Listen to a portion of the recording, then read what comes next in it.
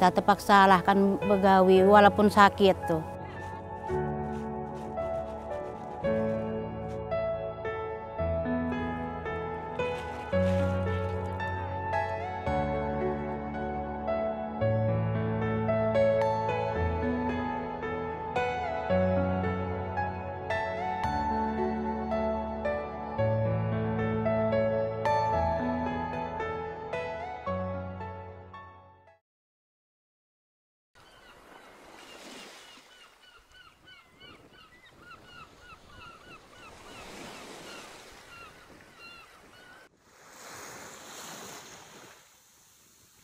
Petang mulai menipis, disapa cahaya yang perlahan melukis, dan dengan bangga alam memamerkan warnanya.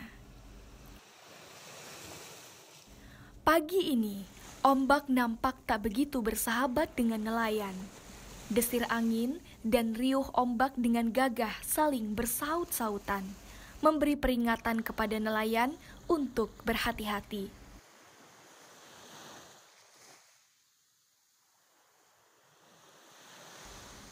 Cuaca yang menantang adrenalin seperti ini bukanlah hal yang baru bagi warga pesisir. Banyak nelayan yang memilih pasrah dan tak berani mengambil resiko untuk melaut.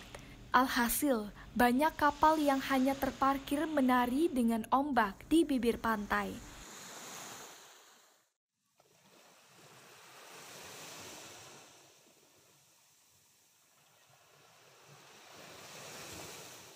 Dan nelayan kembali dengan tangan hampa lantaran tak jadi melaut di pagi ini.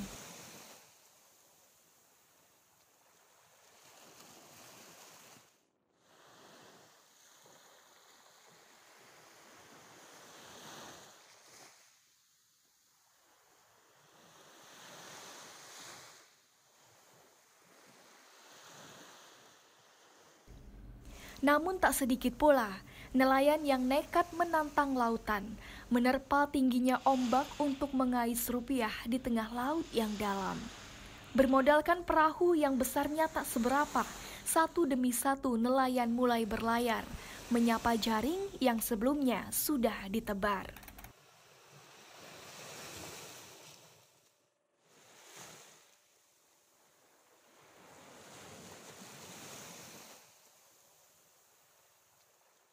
Laut ini kan cuaca tidak menentu, kadang-kadang teduh warga bisa ke laut. Nah, cuman karena sekarang ini musim angin kencang, warga tidak bisa melaut. Jadi untuk pengganti hasil tangkapnya itu terpaksa warga ini duit tabungan dipakai untuk nutup angin kencang kan ibaratnya tuh kan. Jadi angin teduh baru nabung lagi. Gitulah aktivitas warga di Tanjung Punai. Istilahnya di laut. Untuk di Tanjung Punai, yang laki-laki sering ke laut jaring. Kalau yang ibu-ibu cari kerang, karena di sini ada budidaya kerang.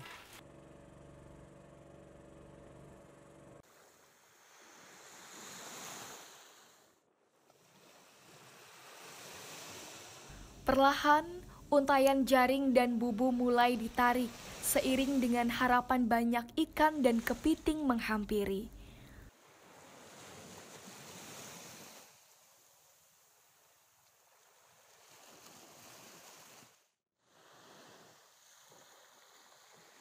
Aktivitas menangkap ikan, kepiting, dan biota lautnya sudah menjadi rutinitas bagi warga Tanjung Punai yang tinggal di pesisir barat Bangka. Bahkan, 80% warga Tanjung Punai menggantungkan hidupnya di laut.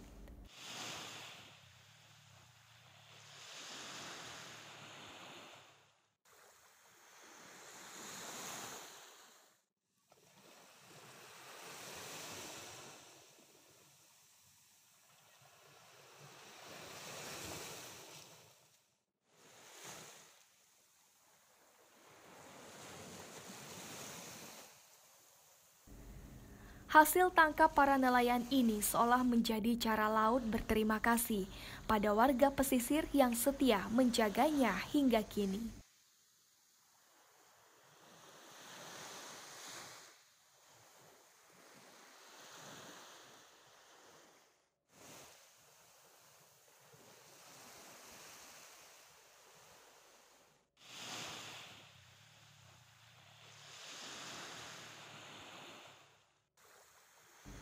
Cuaca yang tak menentu sering menjadi bumerang bagi warga pesisir.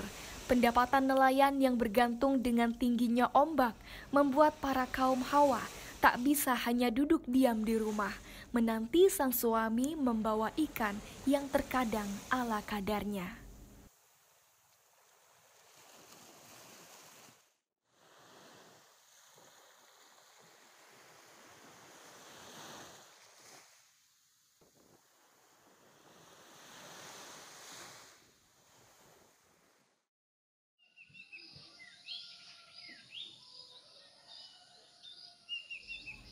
Nenek Subai menjadi salah satu perempuan tangguh di Dusun Tanjung Punai yang menggantungkan hidup dari kekayaan pesisir.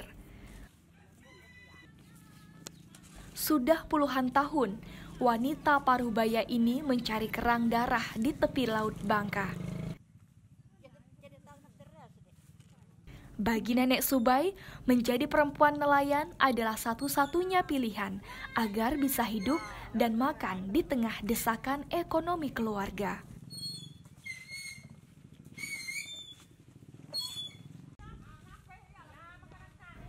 Tak pernah menempuh pendidikan formal, Nenek Subai terpaksa bekerja dengan mengandalkan tenaga yang tersisa di usianya yang senja.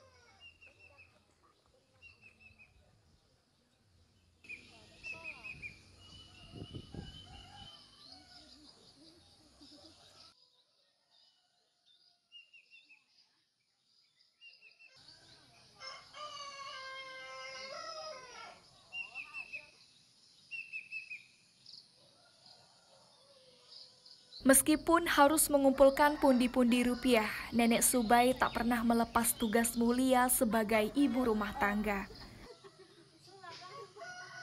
Sebelum menelusuri pesisir, wanita Parubaya ini selalu menyiapkan makanan untuk anak tercintanya. Nenek Subai yang hanya tinggal bersama anaknya harus bekerja ganda sebagai ibu rumah tangga dan tulang punggung keluarga.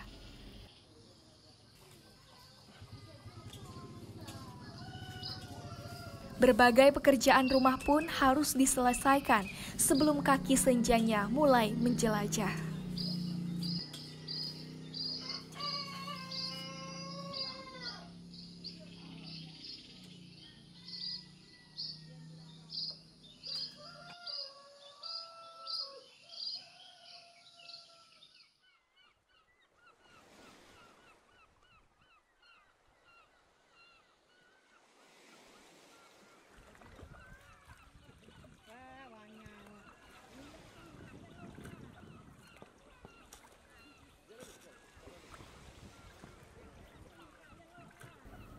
Langkah kaki rentah ini menjadi awal perjalanan Nenek Subai setiap pagi. Perempuan Parubaya ini tak pernah lelah menjalani rutinitas yang sudah dilakoni sejak puluhan tahun silam.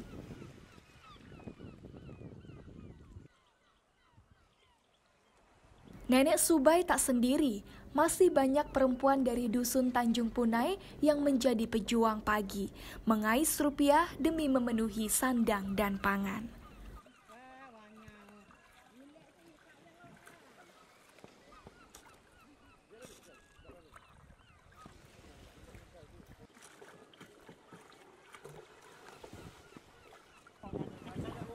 Pesisir pantai berlumpur tak pernah lelah menyapa para perempuan Dusun Tanjung Punai. Di tempat inilah perjuangan perempuan nelayan dimulai.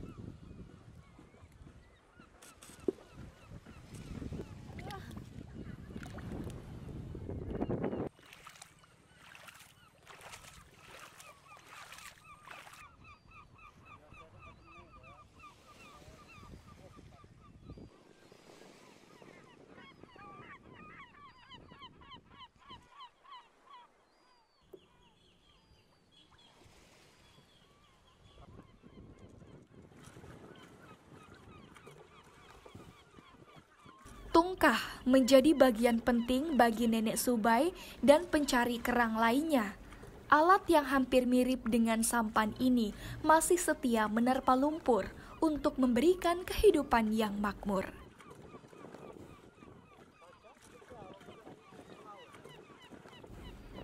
Berseluncur di atas lumpur dengan menggunakan tungkah sudah menjadi tradisi bagi kaum Hawa di Dusun Tanjung Punai.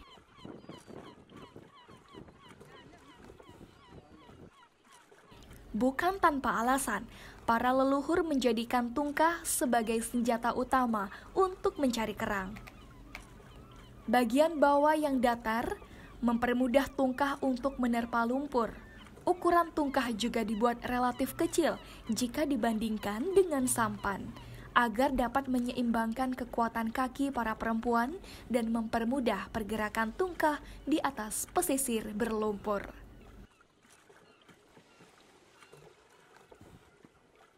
Saatnya bermain rasa, jengkal demi jengkal pesisir mulai dijelajah.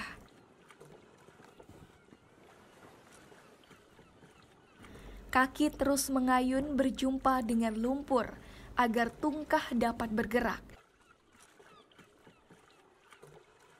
Tangan terus merabah mencari kerang darah yang bersembunyi di balik lumpur. Ayunan kaki seolah menuntun tungkah menuju kehidupan kerang yang langsung disambar tangan lincah para wanita. Beginilah cara pencari kerang berdamai dengan alam, bertahan hidup sembari menjaga tradisi. Dari kecil kalau nyari kerang tuh sampai tua beginilah. Dulu ngikut orang tua. Orang tua kan sudah meninggal semua.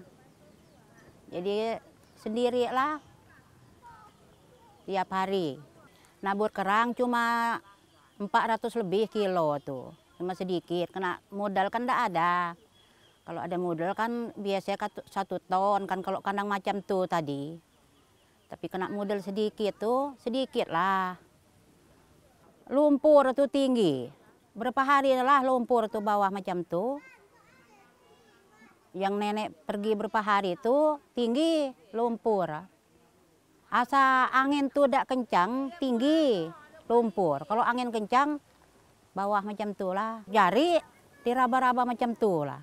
Dia tahu tidak nyari nak makan sehari-hari itu.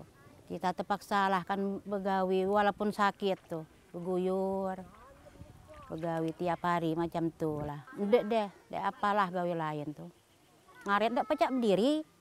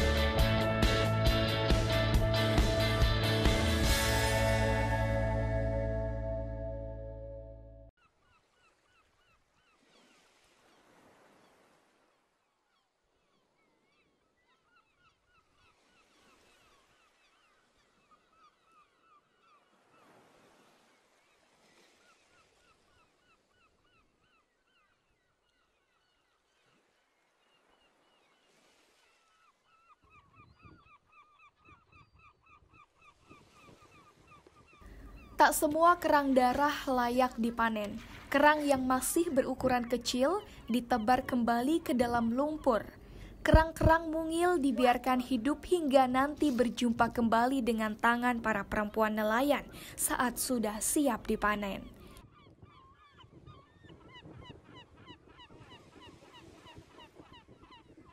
Biasanya, perempuan nelayan di Tanjung Punai mencari kerang darah sejak pagi hingga sore hari. Aktivitas mencari kerang yang dilakukan setiap hari membuat tubuh perempuan nelayan seolah sudah beradaptasi.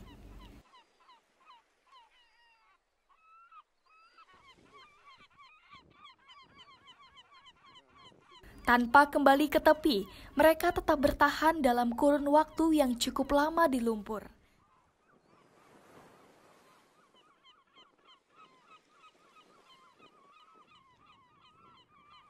Saat lelah pun, mereka lebih memilih duduk di atas tungkah, beristirahat sejenak di tengah lumpur dengan beratapkan langit terik.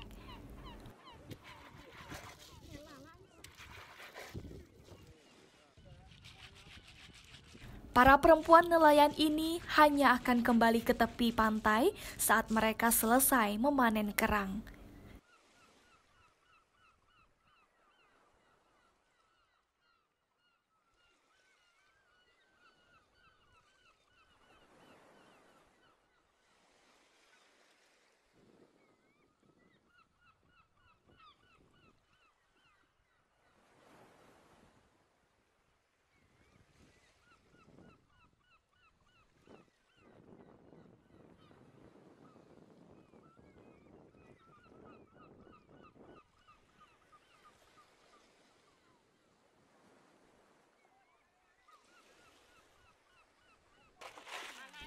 Kerang darah sudah terkumpul, saatnya biota laut dengan cangkang keras dan bergerigi ini dipilah sebelum dijual ke pengepul.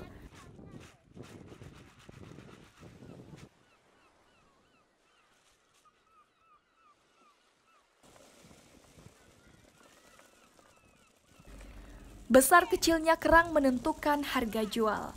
Kerang darah berukuran besar dibeli pengepul dengan harga Rp15.000 per kilogram.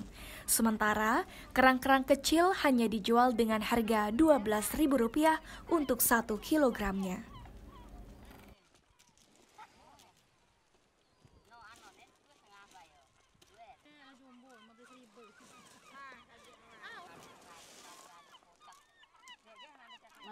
Panen tuh begitulah. Tiap hari sikit-sikit nyari. Kadang-kadang 15 kilo, 20 kilo dapat. Macam tuh tadilah lumpur. Payah kan nyari. Pakai diraba-raba di lumpur tuh.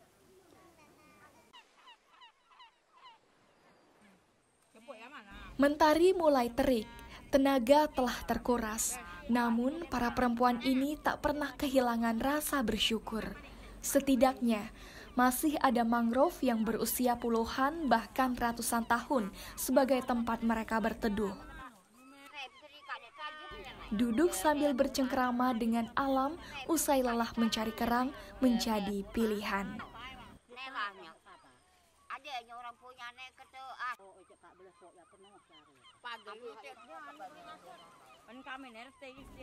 Untayan keluh kesah yang dibaluri canda mulai merasuk telinga, menularkan tawa yang beriringan dengan angin pesisir. Beginilah cara para perempuan tangguh ini melepas penat duniawi.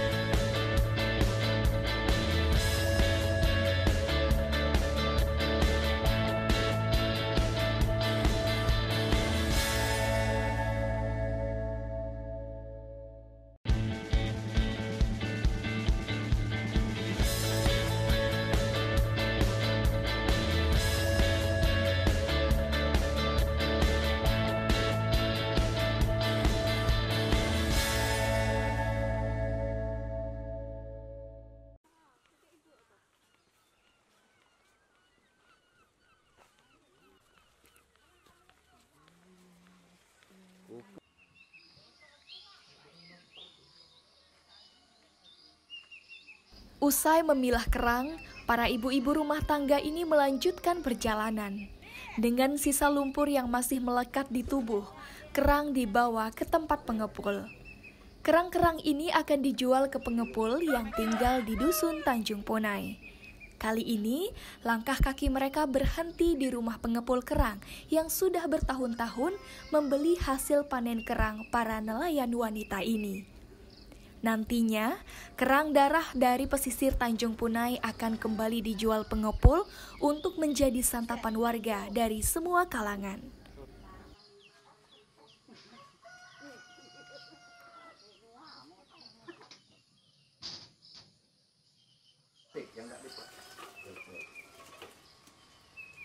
Kerang jumbo 7 kilo. 7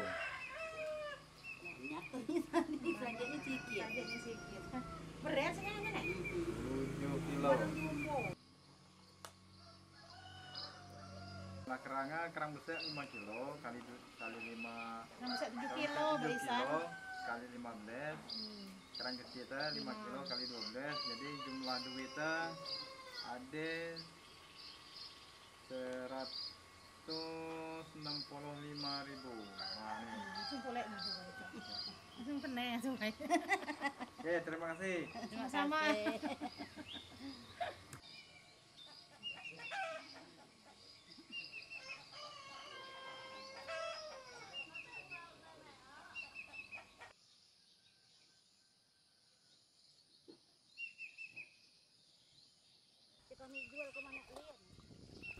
Lumpur adalah berkah, kerang menjadi anugerah. Inilah cara perempuan nelayan di Tanjung Ponai menggenggam keberanian untuk menunjukkan diri, membuktikan bahwa mereka bisa mandiri. Dan nyatanya, mereka dapat tetap bertahan dengan memanfaatkan kekayaan Nusantara yang dibaluri tradisi.